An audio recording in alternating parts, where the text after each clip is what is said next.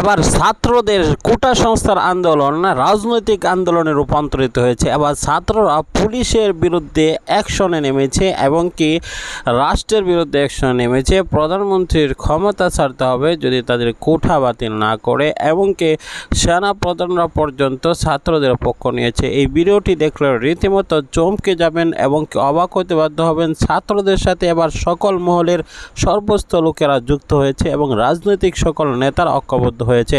Charmonai, BNP, জামাত সকলে ঐক্যবদ্ধ হয়ে মাটি আন্দোলনকে কেন্দ্র করে এবার উত্তপ্ত বিরাজ করছে পুরা রাজনীতির মাঠ। রাজনীতির সকল অংশই এবার যুক্ত হয়ে যাচ্ছে ছাত্রদের এই আন্দোলনে। আর রীতিমতো ছাত্রদের আন্দোলন জামাত শিবির এবং কি চরমোনাই এবং কি বর্তমান বিএনপি সকলে যুক্ত হচ্ছে এবং ছাত্রদের সাথে আন্দোলনে যুক্ত হয়ে তারা দাবি দাওয়া আদায় করার জন্য চেষ্টা চালানোর পরিকল্পনা করছে। তাদের উপরে আক্রমণের যে কর্মসূচি দিয়েছে সেটা মূলত এভাবে দিয়েছে যে কোটা সংস্কার আন্দোলন একটি ছাত্রদের রাজনৈতিক আন্দোলন নয়, একটা ছাত্রদের আন্দোলন। কিন্তু এবার তাদের আন্দোলন ঘুরিয়ে যে তাদের উপর হামলা করেছে সেই পুলিশের বিরুদ্ধে অ্যাকশনে নেমেছে। মূলত এই অ্যাকশনে নামলেই কিন্তু ছাত্রদের অভিভাবকরা নামবে, রাজনীতির অন্যান্য মাত্রা লোকেরা নামবে পুলিশের বিরুদ্ধে সেই আন্দোলন।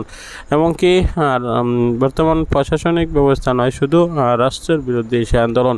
সুতরাং আন্দোলনকে অন্যদিকে ঘুরিয়ে নেওয়ার জন্য এবং আন্দোলন গোলাটে করার জন্য এবং আন্দোলন আরও ভয়ঙ্কর রূপে ধাবিত করার জন্যই কিন্তু এরকমভাবে রাজনৈতিক অবস্থানটির দিকে ধাবিত হচ্ছে এই আন্দোলন। সুতরাং বিষয়গুলো নিয়ে আপনার মতামত অবশ্যই কমেন্ট বক্সে জানাবেন। পরবর্তী ভিডিও